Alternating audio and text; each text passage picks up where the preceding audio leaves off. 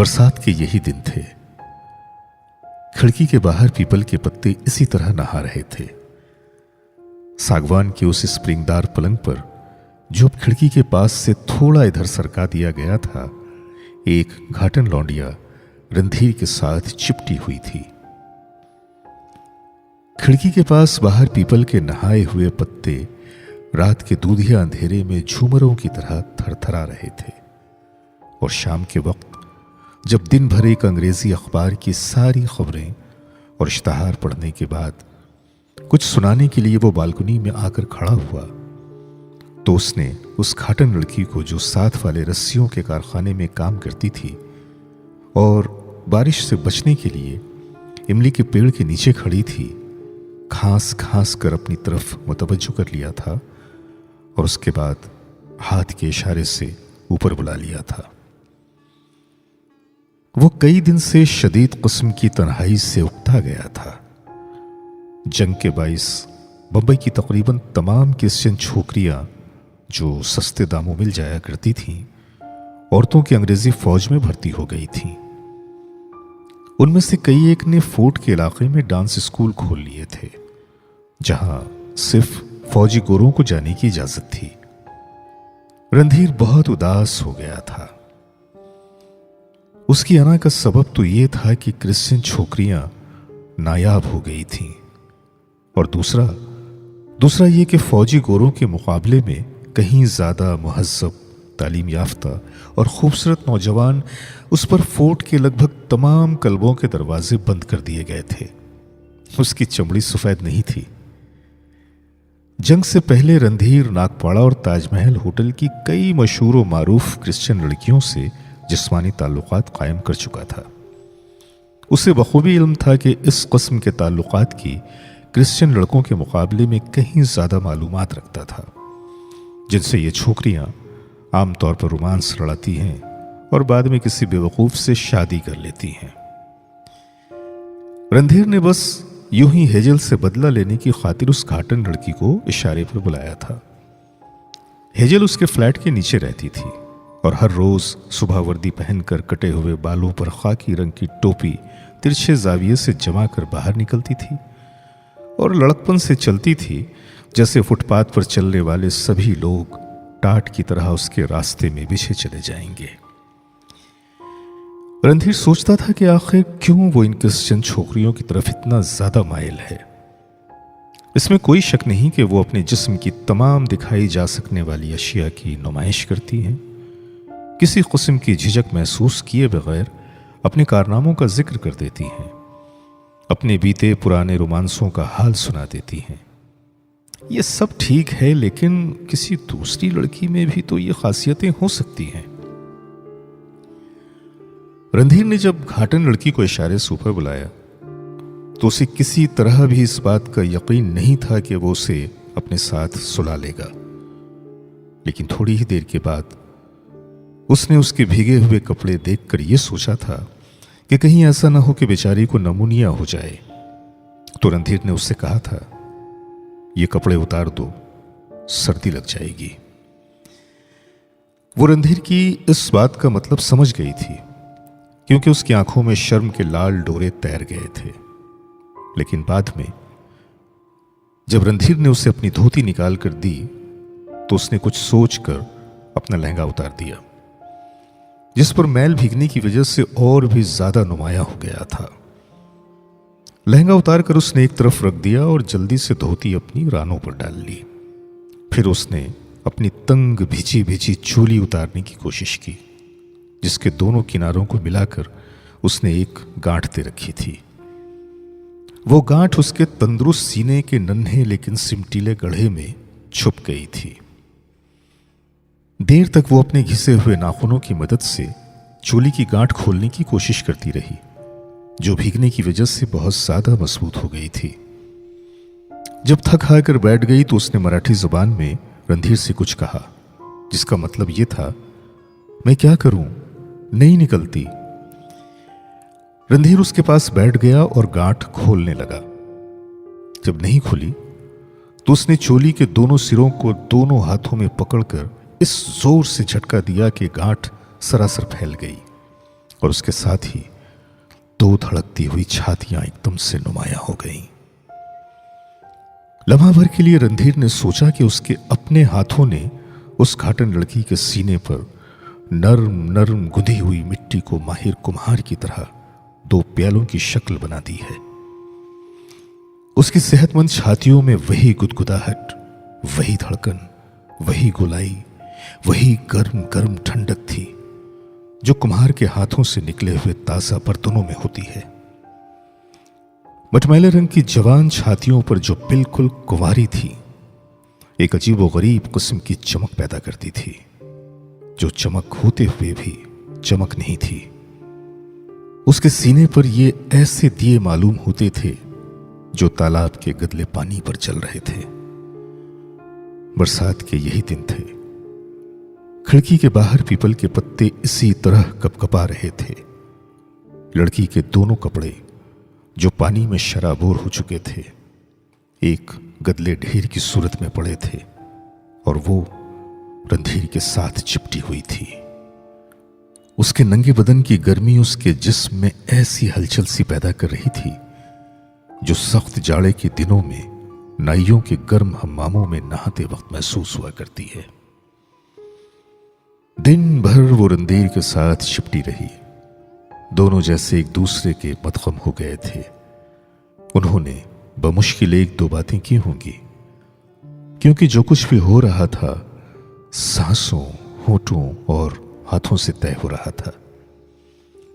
रणधीर के हाथ सारी की छातियों पर हवा के झोंकों की तरह फिरते रहे। छोटी छोटी चूचियां, मोटे मोटे गोल दाने जो चारों तरफ एक स्याह दायरे की शक्ल में फैले हुए थे, हवाई झोंकों से जाग उठते और उस घाटन लड़की के पूरे बदन में एक सरसराहट पैदा हो जाती कि रणधीर खुद भी कपकपा उठता। ऐसी कपकपाहटों से रणधीर का सैकड़ों बार वास्ता पड़ चुका था। वो उनको बखूबी जानता था। कई लड़कियों के नर्म नाजुक और सख्त सीनों से अपना सीना मिलाकर कई कई रातें गुजार चुका था। वो ऐसी लड़कियों के साथ भी रह चुका था जो बिल्कुल उसके साथ लिपटकर घर की वो सारी बातें सुना दिया करती थीं जो किसी गैर के लिए नहीं होती। वो ऐसी लड़कियों से भी जिस्मानी ताल्लुक कायम कर चुका था जो सारी मेहनत करती थीं और उसे कोई तकलीफ नहीं देती। लेकिन ये घाटन लड़की जो पेड़ के नीचे भीगी हुई खड़ी थी और जिसे उसने इशारे से ऊपर बुलाया था, मुख्तलिफ किस्म की लड़की थी। सारी रात रणधीर को उसके जिस्म से एक अजीब किस्म की बू आती रही। उस बू को जो बैक वक्त खुशबू भी थी और बदबू भी, वो सारी रात पीता रहा। उसकी बगलों से, उसकी छातियों से, उसके बालों से, उसके पेट से, जिस्म के हर हिस्से से ये जो बदबू भी थी और खुशबू भी रणधीर के पूरे सरापा में बस गई थी। सारी रात वो सोचता रहा था कि ये घाटन लड़की बिल्कुल करीब होने पर भी हरगिज इतनी करीब न होती अगर उसके जिस्म से ये बू न उड़ती। ये बू उसके दिलो दिमाग की हर सिलवट में रेंग रही थी, उसके तमाम नए पुराने महसूसात में रच गई थी। इस बू ने उस लड़की और रणधीर को जैसे एक दूसरे से हमाहंग कर दिया था। दोनों एक दूसरे में मदगम हो गए थे, उन बेकरार गहराइयों में उतर गए थे जहां पहुंचकर इंसान एक खालिस इंसानी तस्कीन से महफूज होता है। ऐसी तस्कीन जो लम्हाती होने पर भी जावेदा थी, मुसलसल तगय्युर पजीर होने पर भी मजबूत और मुस्तहकम थी। दोनों एक ऐसा जवाब बन गए थे जो आसमान के नीले खला में माइल परवाज रहने पर भी दिखाई देता रहे। उस बू को जो उस घाटन लड़की के अंग अंग से फूट रही थी, रणधीर बखूबी समझता था, लेकिन समझते हुए भी वो उसका तज्जिया नहीं कर सकता था। जिस तरह कभी मिट्टी पर पानी छिड़कने से सौंधी सौंधी बू निकलती है, लेकिन नहीं, वो बू कुछ और तरह की थी। उसमें लैवेंडर और इत्र की आमेज़िश नहीं थी, वो बिल्कुल असली थी। औरत और मर्द के जिस्मानी ताल्लुकात की तरह असली और मुकद्दस। रणधीर को पसीने की बू से सख्त नफरत थी। नहाने के बाद वो हमेशा बगलों वगैरह में पाउडर छिड़कता था या कोई ऐसी दवा इस्तेमाल करता था जिससे वो बदबू दब जाए। लेकिन ताज्जुब है कि उसने कई बार उस घाटन लड़की की बालों भरी बगलों को चूमा और उससे बिल्कुल घिन नहीं आई, बल्कि अजीब किस्म की लज्जत महसूस हुई। रणधीर को ऐसा लगता था कि वो उसे पहचानता है, उसके मानी भी समझता है, लेकिन किसी और को नहीं समझा सकता। बरसात के यही दिन थे। यूं ही खिड़की के बाहर जब उसने देखा तो पीपल उसी तरह नहा रहे थे। हवा में सरसराहटें और फड़फड़ाहटें घुली हुई थीं। उसमें दबी दबी धुंधली सी रोशनी समाई हुई थी, जैसे बारिश की बूंदों का हल्का हल्का गुबार नीचे उतर आया हो। बरसात के यही दिन थे जब मेरे कमरे में सागवान का सिर्फ एक ही पलंग था, लेकिन अब उसके साथ एक और भी पलंग आ गया था और कोने में एक नई ड्रेसिंग टेबल भी मौजूद थी। दिन लंबे थे, मौसम भी बिल्कुल वैसा ही था। बारिश की बूंदों के हमराह सितारों की तरह उसका गुबार सा उसी तरह उतर रहा था, लेकिन फिजा में हिना के इत्र की तेज खुशबू बसी हुई थी। दूसरा पलंग खाली था। उस पलंग पर रणधीर औंधे मुंह लेटा खिड़की के बाहर पीपल के पत्तों पर बारिश की बूंदों का रक्स देख रहा था। एक गोरी चिट्टी लड़की जिस्म को चादर में छुपाने की नाकाम कोशिश करते करते करीब करीब सो गई। उसकी सुर्ख रेशमी शलवार दूसरे पलंग पर पड़ी थी, जिसके गहरे सुर्ख रंग का एक फुंदना नीचे लटक रहा था। पलंग पर उसके दूसरे उतारे कपड़े भी पड़े थे। सुनहरी फूलदार जंपर, अंगिया, जांगिया और दुपट्टा सुर्ख था, गहरा सुर्ख, और उन सब में हिना के इत्र की तेज खुशबू बसी हुई थी। लड़की के सियाह बालों में मुकेश के जर्रे धूल के जर्रों की तरह जमे हुए थे। चेहरे पर पाउडर, सुर्खी और मुकेश के इन जर्रों ने मिलजुल कर एक अजीब सा रंग बिखेर दिया था। बेनाम सा उड़ा उड़ा रंग, और उसके गोरे सीने पर कच्चे रंग की जगह सुर्ख धब्बे डाल दिए थे। छातियां दूध की तरह सफेद थीं, जिसमें थोड़ी थोड़ी नीलाहट भी थी। बगलों के बाल मुड़े हुए थे, जिसके पास वहां सुरमई गुबार सा पैदा हो गया था। रणधीर उस लड़की की तरफ देख देख कर कई बार सोच चुका था, क्या ऐसा नहीं लगता जैसे मैंने अभी अभी कीलें उखेड़ कर उसको लकड़ी के बंद बक्स में से निकाला हो। किताबों और चीनी के बर्तनों पर हल्की हल्की खराशें पड़ जाती हैं, ठीक उसी तरह उस लड़की के जिस्म पर भी कई निशान थे। जब रणधीर ने उसकी तंग और चुस्त अंगिया की डोरियां खोली थीं, तो उसकी पीठ पर और सामने सीने पर नर्म नर्म गोश्त पर झुर्रियां सी बनी हुई थी, और कमर के इर्द गिर्द कसकर बांधे हुए जारबंद का निशान। वजनी और नुकीले जुड़ाव नेकलेस से उसके सीने पर कई जगह खराशें पड़ गई थीं, जैसे नाखूनों से बड़े जोर से खुजाया गया हो। बरसात के वही दिन थे। पीपल के नर्म नर्म पत्तों पर बारिश के कतरे गिरने से वैसी ही आवाज पैदा हो रही थी, जैसी रणधीर उस दिन सारी रात सुनता रहा था। मौसम बेहद सुहाना था। ठंडी ठंडी हवा चल रही थी, लेकिन उसमें हिना के इत्र की तेज खुशबू घुली हुई थी। रणधीर के हाथ बहुत देर तक उस गोरी चिट्टी लड़की के कच्चे दूध की तरह सफेद सीने पर हवा के झोंकों की तरह फिरते रहे थे। उसकी उंगलियों ने उस गोरे गोरे बदन में कई चिंगारियां दौड़ती हुई महसूस की थीं।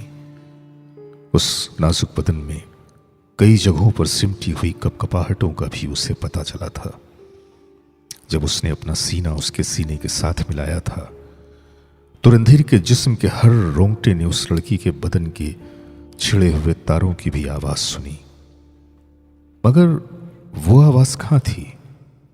वो पुकार जो उसने घाटन लड़की के जिस्म की बू में सूंघी थी, वो पुकार जो दूध के प्यासे बच्चे के रोने से ज्यादा होती है, वो पुकार जो हल्क़े ख्वाब से निकलकर बेआवाज हो गई थी। रणधीर खिड़की से बाहर देख रहा था। उसके बिल्कुल करीब ही पीपल के नहाते हुए पत्ते लरस रहे थे।